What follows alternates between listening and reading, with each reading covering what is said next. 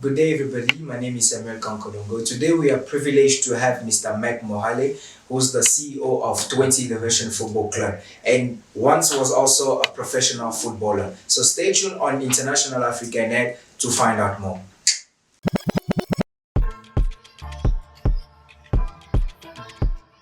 Good day, sir. Good day, good day.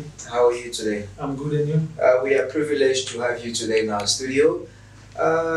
Who's Mr. Mack Mohale? Quickly before we start. Okay, Mr. Mack Mohale is a young boy who was born and bred at Brits, the village called Maboloka. And both my dad and my mom, I lived with them, and I attended school at Maboloka, and we later moved to Letlhabile. It's just next to Maboloka, but Letlhabile is not a village; it's a location. Okay. So we moved there, and I think that's where all it started. And in the 90s, you started playing for Letlhabile Pioneers. Yeah. And how was it like during those days? How was football like? I started as any other youngster who would want to play football. We started taking plastics, wrapping them around together. We all went and through it. started, playing football like that. That's how it started.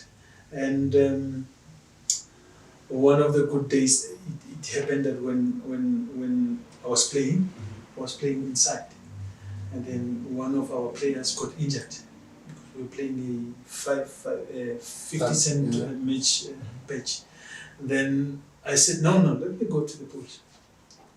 Let me go to the pools and see. I'm the goalkeeper because I'm the one who contributed the money. Okay. So I went to the pools. That's how it started. I started playing. I started being a goalkeeper. It became traditional for me. Every day when we start playing, I'll be a goalkeeper. And let's talk about this story where once you were expelled at school. So take us through that journey. Why were you expelled at school? At my former primary school, Idumeleng, we were banned from playing soccer, from participating in school activities, sports.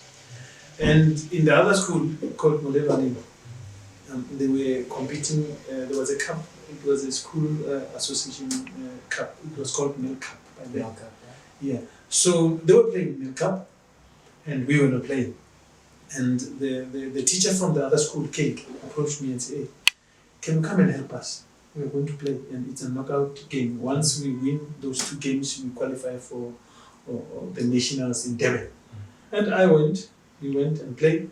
We played the first game, we won 2-0, and the second game we went to the penalties.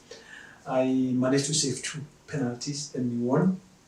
And we went to Durban, participated in the nationals, managed to reach the finals. Wow. I think the final we met, there was a school called Natal Midlands, where the likes of Emil Baron were playing in the team, Siamonga Nofete and the Zumas. They played in the same team that we played in the final. They beat us 1-0, but I managed to be selected in a squad that went to, I think it was, we went to Zambia, representing South Africa in the school sports tournament. And what happened when you were actually expelled? How did your parents take that news of you being expelled because you went to play for another school instead of maybe focusing more on your studies, but you decided to go and play for another school actually? When I came back, my school didn't know, but when I came back, because I was selected to go and represent South Africa outside of the borders, and that's when they had to know. And immediately when they knew, they called the meeting. They called my parents. When my parents arrived there, they just said to my parents that I've been expelled from the school, and also my young brothers were also expelled. The 3 of them. We were all expelled from that school because they said they have also written me on the black book. So meaning there's nothing to do with me, my surname, and my siblings and all the stuff from the same school. Even if my kids are not have not attended the same school. So for them, it was like, look, if you want to play football, then there's nothing we can do. If you comfortable about that, then it's fine. And the same school that I was expelled because of, they took me in and my younger brothers. Then we continued our yearly studies. And how sure were you that football was going to be a career? Was it not only a passion? Listen, I chose football because when I started playing it took me out of a lot of things from the street. And a lot of people were like coming to me telling me, hey, you can be a good goalkeeper. You must just take it serious. And you must just be disciplined. I mean, it started from there. And also, when I joined the Pioneers, I immediately became the first choice goalkeeper. And remember, we were playing a Champions League, and it's a professional league. That was by then it was for us, the under 12s and the under 10s. I mean, it was a competitive league where we were playing against. We managed. I played against Steve Lekolea, played against Jimmy Tao while he was playing for Masutu Tigers, and Steve Well was playing for Tupocho. We actually went to the finals of the Champions League. We played against Tupocho, where Steve Lekolea was part, and China Masondo. They were part of the team. I played against them in the final. So it happened that we lost. I think they beaten us 4-3. So that's how it is. And how was your performance at the Mill Cup? To prove that my performance was world class, 100%, I was selected in a team that went out and represented South Africa. I was selected with this boy. He went on and played for Hellenic, Emil Baron. Yes, I was selected with him in the same squad. So professionally, you started playing in 1995, if I'm not mistaken. Yes, 1995. Till 2004. Yes. And you played for, what's the name of the team? Winners Park, I think. No, I started with Brits Monistas. Yeah. It was, we were campaigning in now it's called Vodacom, but then it was called Second Division. Okay. Yes, we were campaigning on the Second Division. Then during that season, we won the league promotion to First Division. And immediately when we got to First Division, the status was sold. Then we changed the name to Mabupani Young Masters. And that's yeah. You were a professional footballer from 1995 till 2004. Yes. Then from 2005, you became an assistant coach. Can you take us through that journey from 1995 to 2004 and the transition from being a professional footballer to now playing a role of a coach? Look, when it started in 1995, I was still at school. And I was doing my high school at Ikatiso High School. It was a bit difficult sometimes to go to training, to come back, and I'm tired, and to still go and visit your books, and read, and all that stuff. But I managed, because immediately when I arrived there, I was immediately put as a first choice goalkeeper, and I was very young by then. I was put as a first choice goalkeeper, and I didn't have experience. I gained experience while I'm playing, and I was fortunate because the owner of the team, he was a former goalkeeper. He used to play for the same team, so he became my personal trainer, goalkeeping training coach, and he also played a father figure role in terms of giving me support from my schoolwork at home and all the stuff. So for me, what I wanted was just to play, because I was enjoying. When you are in a winning team and you experience such you are being giving advices by big players, and for me it was like, you can do this. You can do this. And I kept on, I became the first choice, we won the league, and then I came back again when we played in the first division. I also became the first choice, and I was still playing. I still remember when we played, there was a game against Black Leopards in Venda. And the captain of Black Leopards came to me and said, "Hey, you're a young boy, man. What are you doing?" I said to him, "What do you think?" "I'm playing. I'm like you. I'm working here." He said to me, "I'm coming to score you now." I said, "No, you can come." So it was a corner kick, and immediately when they played the corner kick, I went up with him, and immediately when we clashed, I hit him with a fist. And after he went down, and the referee came to me and gave me a yellow card. I went back to him. I said, "I told you, I'm not a young boy." So it's for me. It's a blessing. I from Maupane Young Masters, I went to Mohale Rovers because the transition that was taking place at the team. By then, the team was sold. The new owners came in, and they decided to play their own players, and the new coaching staff came in. Then I moved to Mahoreng Rovers. When I got to Real Rovers, I was fortunate. I got the likes of Lakile Kwati there, Sol Molapo, and only to find that they come from the same place. They come from, the other one is from Hammanskraal, and the other one is from Garankuwa. So we kind of like became friends, and we worked together for the season or so. And I decided to come back home. I missed home. Then I came back home after the recession. Then I said, "No, I'm not going back anymore. I'm not going back anymore." And I requested for my parents. They gave me my parents. Immediately there was a team in Phokeng.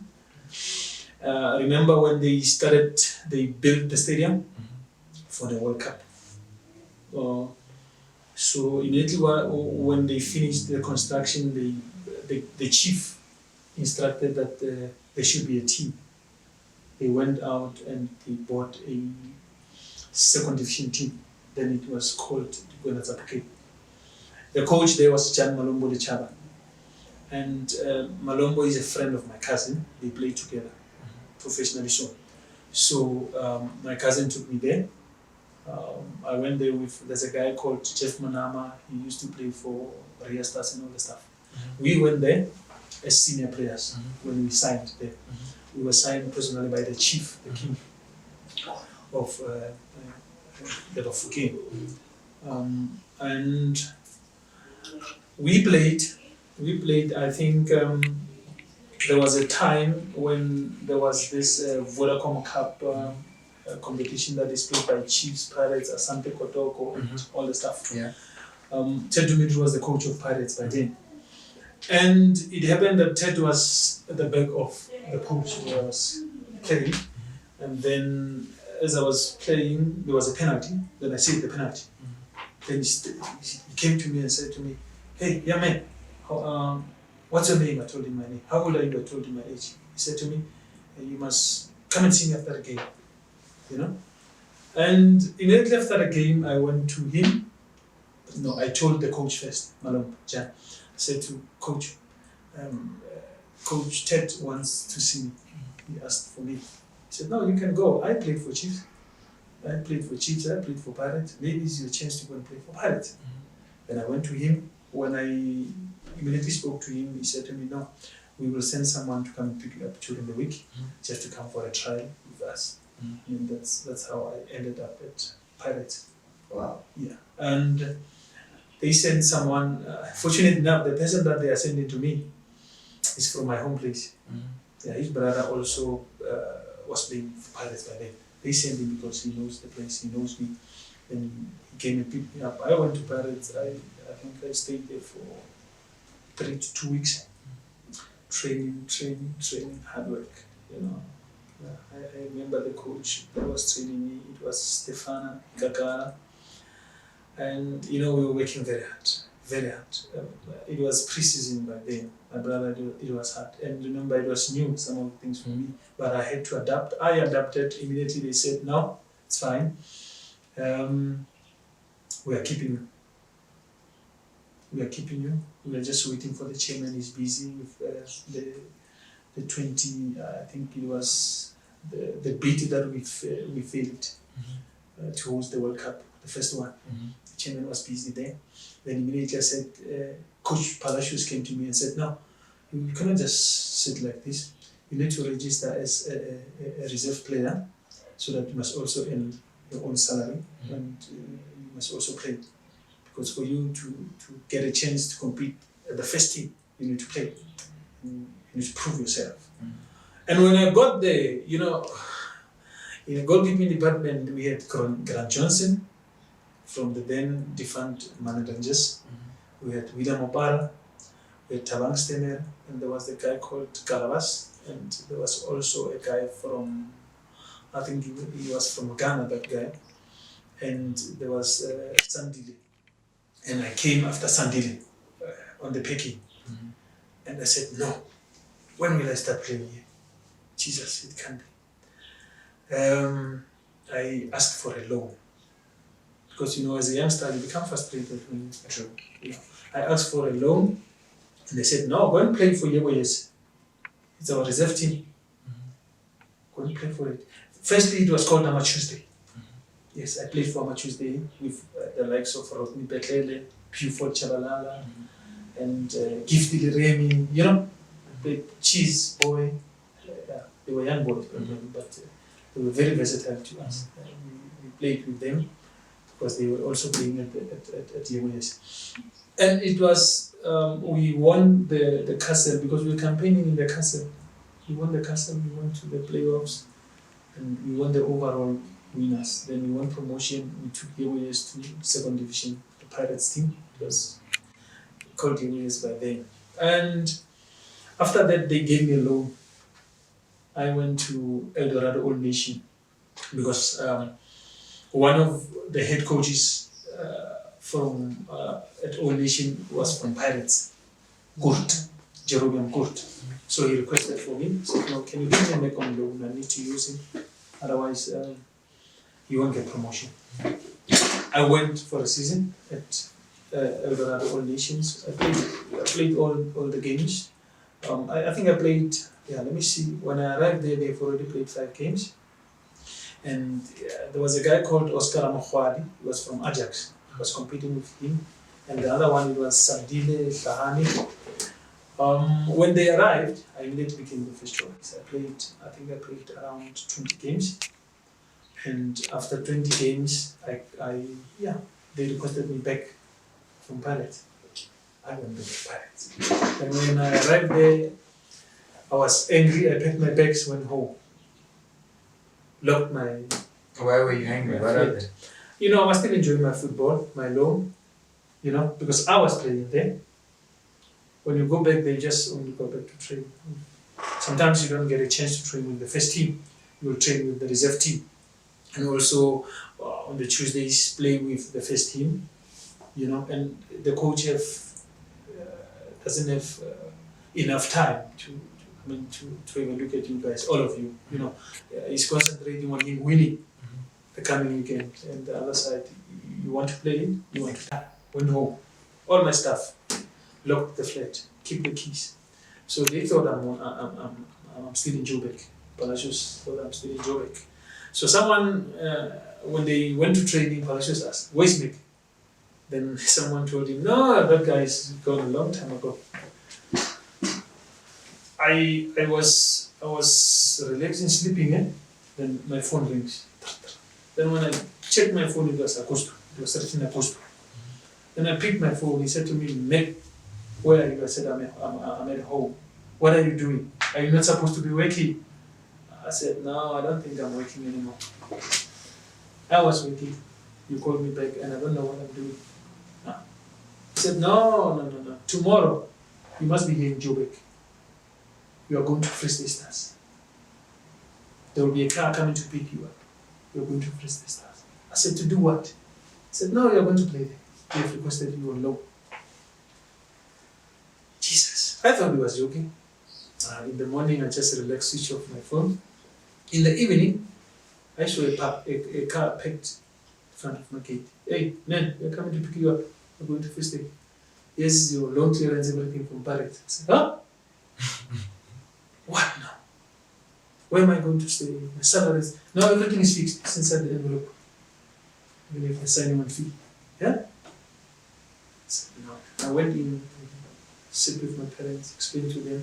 Immediately I packed my bags and went to Free State. When I arrived at Free State Stars, I think our coach was Robert Banda. Immediately when I arrived, I trained, it was on Thursday. Immediately they registered me on the same day. They wanted to Joburg to register me. On Saturday, I was in the Popes playing. Wow. I started enjoying my football. You know, I played 15 games without conceding a goal. Amazing. That's amazing. And unfortunately, we lost Robert Banda through accident.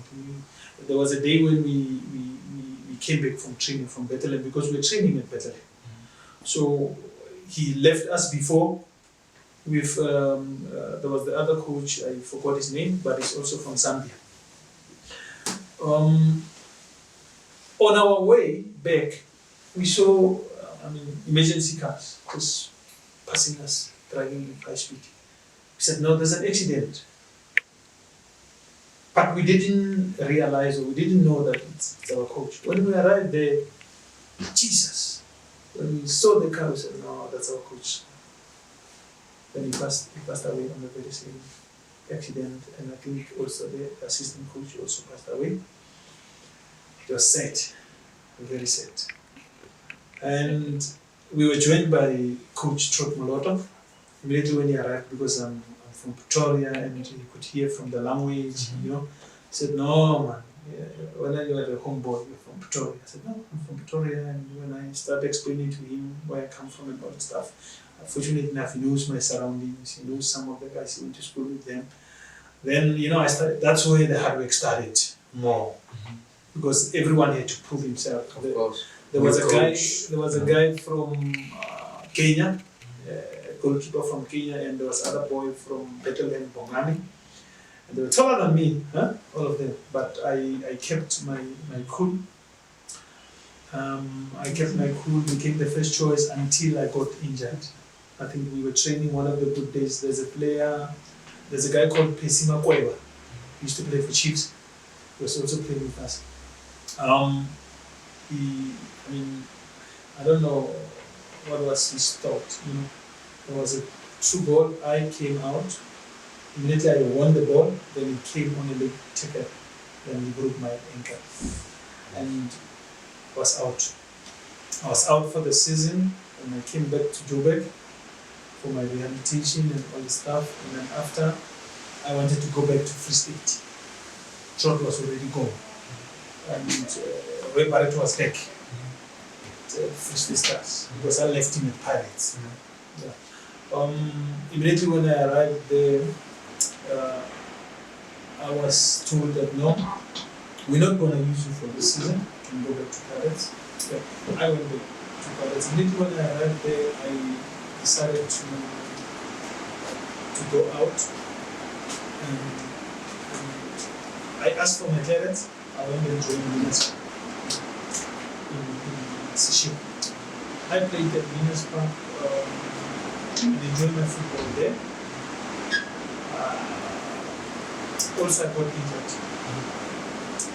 It was a threatening injury because I couldn't do anything for about 6 months or so. I decided to quit football.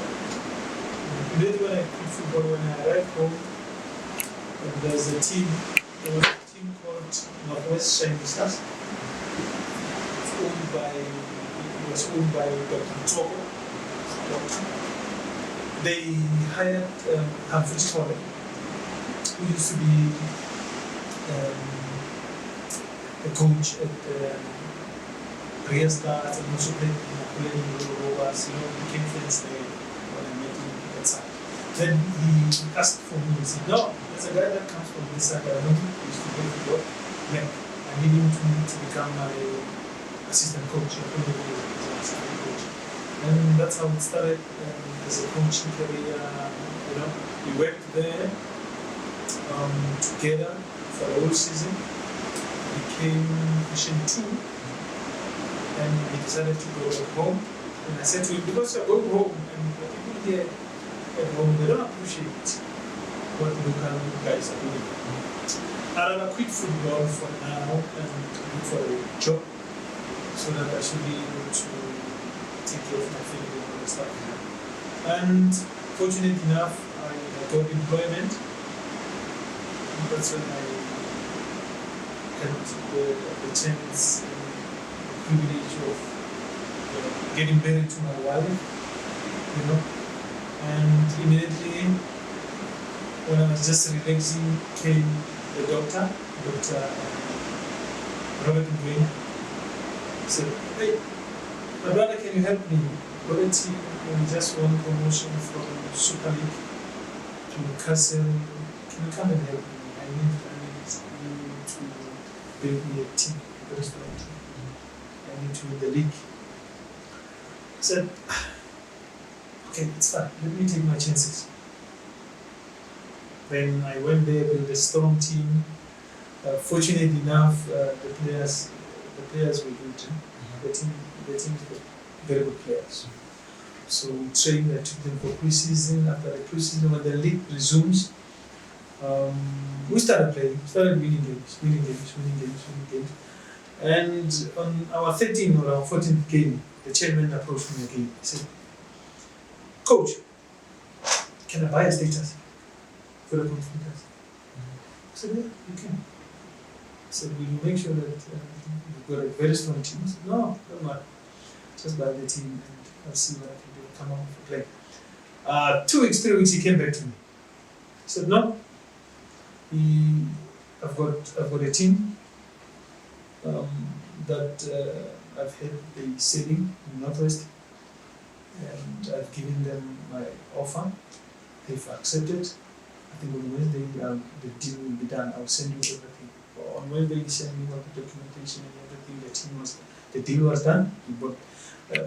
Unfortunately, the team that we bought, it was lying on 16th position for the comp. It was Masterpiece. The name is Masterpiece. Then immediately I went and see them training once. It was on Thursday and we were playing on Friday. I closed them on Friday. They beat us 1-0. Came back again. We went to Mafi game. They also beat us 1-0. With the same players. Remember, we didn't. The window was closed. Then my job was to make sure that I motivate the players. I work on their mind. Also make them aware that it's a new team. We're not going to chase anyone away. A new team meaning it's a new management, new director, but we're not chasing anyone away. They must feel free. It's a home. We immediately moved them from that side. They came to Brent's, Mabuluka. And I said, "No, I need a coach. I can't run the team, can't coach the team at the same time. I need a coach." And the chairman came up the other day. He said to me, "I'm appointing you as the CEO of the team. You have shown me a lot of respect and you've been honest to me. I'm appointing you as the CEO of the team. I'm giving you that role to go and look for coach, establish a good team, and look for players that you want to have in the team." I immediately ran and appointed Lebu Mutiman, a former Orlando Pirates player. Yes, I went and approached him and said, "Hey, come in, man. I want you to help me.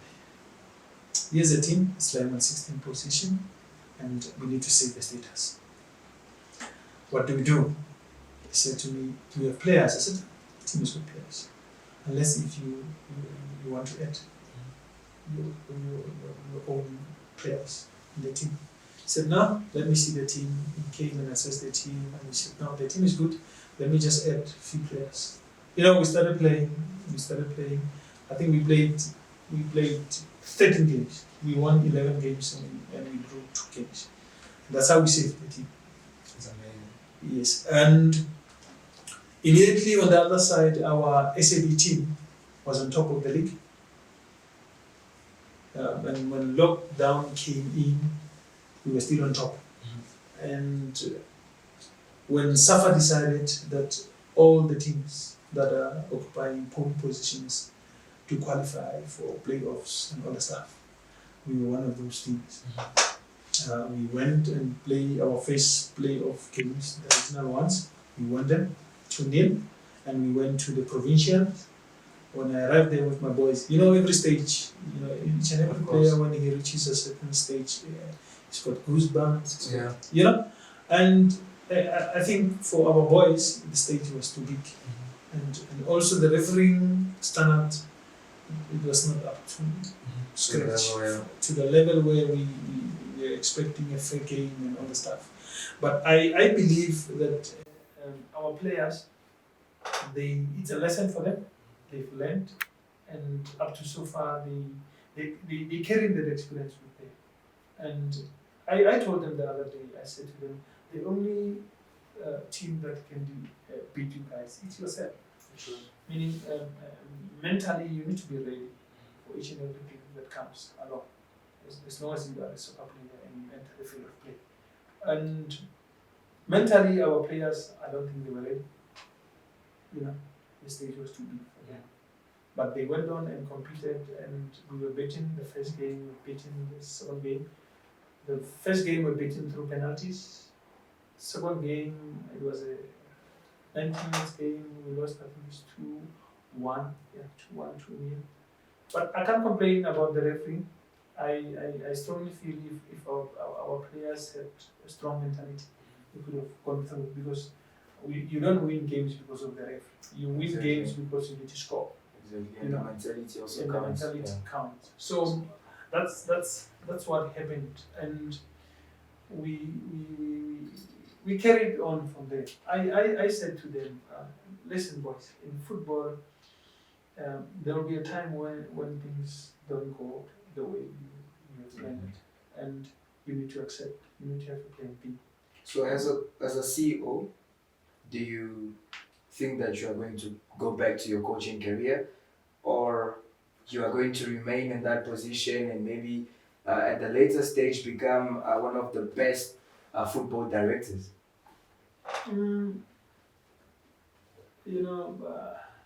The past few weeks I've been thinking of this thing, because truly speaking, it has taken most of my time, and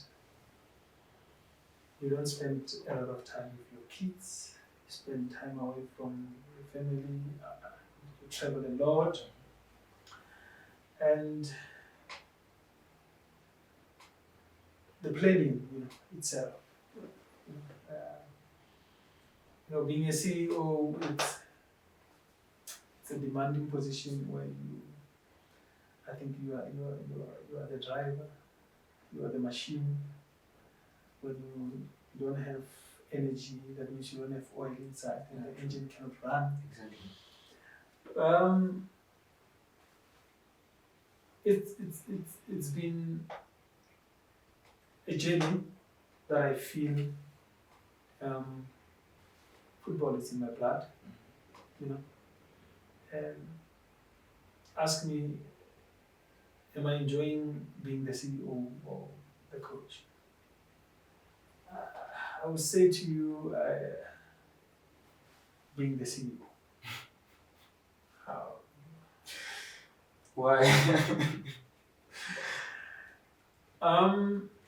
As a CEO, you oversee, you come up with plans, you make decisions, you give instructions,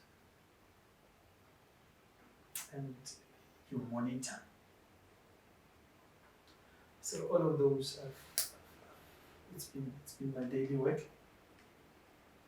Even if sometimes at 12 o'clock when I'm sleeping, when the players at camp, I would be called, CEO, so and so went out. And I would say, where's the coach? Where's the team manager? They say, no, we thought of calling you because they listen to you. So that's how being a CEO is Sometimes you have to come up with plans in terms of how do you acquire funds, in terms of sponsorships, in terms of trying to get the supporters into this whole thing, because it's a family, you know? And it has taken much of my time, and I feel that I cannot spend such time and just say I can't be a CEO. I'd rather say I need more challenge. I need more challenge, and I actually need to improve our football, and make sure that we produce more youngsters and we build teams that will campaign in the Premier League. I mean, that's everybody's ambition, of course, every player's ambition. But the other thought that I went to again was to become a player agent, because I'm familiar with a lot of players and a lot of guys outside there. So it's something that I still have to look into. And maybe the other day I was asking Dr. Kuzwali, our team doctor, saying to me, hey, listen man, I want us to open up a business. Then he was saying to me, what kind of a business? I said to him, no man, people are dying now. There's only one business that we can open, it's a federal park. Then he laughed at me. He laughed at me. Okay. Wow, I was not expecting that. So he laughed at me. And then I said to him, no man, listen here. We are going to football. After we are done in football, that's multitasking anyway. So, I mean, that is that. Thank you very much, sir, for having International African Net. It was really a pleasure for us to know about your history as a professional footballer, going to a coach, then now a CEO. Yeah. Thank you very much, sir. Yeah. Thank you also, International African Net, for inviting me. It's a pleasure. Actually, when I left home this morning, my son came to me, Daddy, where are you going? I said, hey, Daddy's going to go on TV. He said, no, you must ask my brother, ask him to switch on the station for me so that I see you. I said to him, no, don't worry, you'll see the footage, you'll see the clips and everything. Yeah. No, thank you. I thank you a lot. It's been a pleasure, and I think that this is not for the last time. Of course. We're still going to meet. There's still some other things that we have to engage with, and we'll take it from there. Thank you. Thank you for watching us. Do not forget to subscribe to all our social media platforms. We are on Instagram at International African Net Media 2020. We are on Facebook as well as YouTube. See you there.